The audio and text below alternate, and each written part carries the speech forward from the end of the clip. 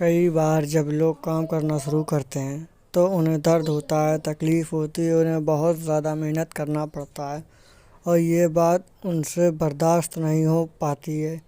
उनकी शरीर जवाब देने लगता है और वो उस काम को छोड़ कर किसी और तरकीब का सफल होने का प्रयास करते रहते हैं। लेकिन इस प्रकार से जीवन में कोई भी व्यक्ति किसी भी प्रकार से सफलता को नहीं पा सकता।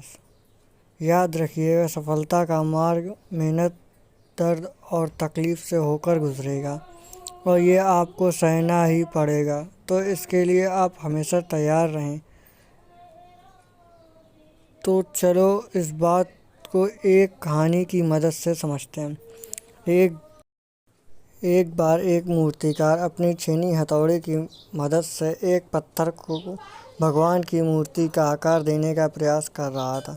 जैसे ही वो छीनी पर अपनी हथौड़ी चलाता, वो पत्थर कराहने लगता, चीखने लगता और कहने लगता, मुझे इतना क्यों मार रहे हो? मुझे बहुत दुख हो रहा है, तकलीफ़ हो रही है, मुझे बहुत दुख हो रहा है, मुझे अपने हाल पर छोड़ दो और यहाँ से चले जाओ। मूर्तिकार ने उस पत्थर को कहा कि मुझे बहुत अच्छे से पता है कि तुम्हें बहुत ज़्यादा दर्द हो रहा है, तकलीफ़ हो रही है और तुम बहुत ही ज़्यादा पीड़ा में हो। यदि तुमने आज इस दर्द को नहीं सहा तो जीवन भर तुम इसी प्रकार से यहीं पड़े रहोगे। मुझे पता है कि तुम में आगे बढ़ने की अपार संभावना है। तुम एक बहुत अच्छे पत्थर हो। लेकिन अगर तुम इसी प्रकार से रहोगे तो तुम आगे नहीं बढ़ पाओगे। इतना कहकर मूर्तिकार ने अपने औजार उठाए ही थे कि पत्थर फिर से चिल्लाने लगा, गिड़गिड़ाने लगा, विनती करने लगा कि मुझे मेरे अपने हाल पर छोड़ दो। मुझे पता है कि मेरे जीवन के लिए कौन सी चीज़ सही है, कौन सी चीज़ गलत है। मुझे बहुत ज़्यादा दर्द हो रहा है और इस तकलीफ़ को अब मैं और नहीं सह सकता। मैं जिस हाल में हूँ, मुझे उसी हाल में छोड़ दो, तुम चले जाओ। उस मूर्तिकार ने फिर से पत्थर को समझाने की कोशिश की, ज़्यादा अधीर मत बनो, अपने सब्र को बनाए रखो, थोड़ी देर और इस दर्द को सहो। यदि इस दर्द को सह लिया तो मैं तुम्हें भगवान की मूर्ति के रूप में तुम्हारी स्थापना करवाऊंगा और फिर दूर दूर से लोग तुम्हारी पूजा करने आएंगे। पंडित और लोग तुम्हारी सेवा करेंगे।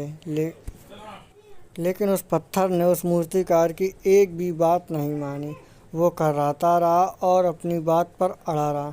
मूर्तिकार ने उस पत्थर को समझाने की बहुत कोशिश की, लेकिन वो पत्थर नहीं माना। अब मूर्तिकार भी थक चुका था और उसने उस पत्थर को छोड़कर मूर्तिकार आगे बढ़ गया। थोड़ी ही दूर पर जाकर देखा कि एक बहुत ही अच्छा पत्थर वहाँ पर पड़ा हुआ। उसने छेनी और हथौड़ी उठाई।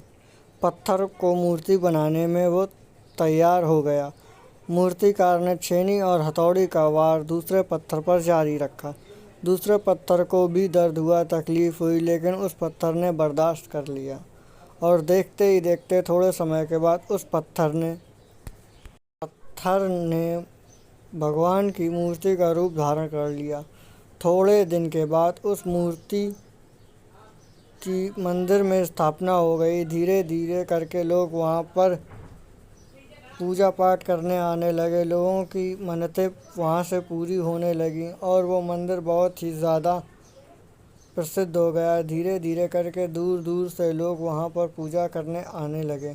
फिर एक दिन और एक पत्थर को उसी मंदिर में लाया गया और उसे एक कोने में रख दिया गया। लोग आते और उस पर नारियल फोड़ते। ये कोई और पत्थर नहीं था, बल्कि वही पत्थर था जिसने दर्द को नहीं सहा था। अब वो पत्थर मन ही मन बहुत ज़्यादा पछता रहा था, दुखी हो रहा था और अपने आप से कह रहा था कि काश मैंने उस दिन उस दर्द को, उस तकलीफ़ को सह लिया होता तो आज लोग मेरी भी पूजा करते। इसलिए आप भी अपने जीवन में हमेशा याद रखिएगा कि जब भी आप अपने करियर की शुरुआत किसी काम को कर रहे हो और उसमें आपको दर्द हो रहा हो, तकलीफ़ हो रही हो, ज़्यादा मेहनत करनी पड़ रही है, तो आप रुकिएगा मत, किसी और रास्ते की तलाश मत करिएगा, क्योंकि कोई और रास्ता आपको सफल नहीं बना सकता। आपको उस दर्द को सहना ही होगा। उस दर्द और तकलीफ़ को सहकर आप मजबूत बनेंगे। तभी आप अपने जीवन में अलग बड़ा कर पाएंगे। और जीवन में हमेशा याद रखिए कि आपको पहले पत्थर की तरह नहीं, दूसरे पत्थर की तरह बनना है।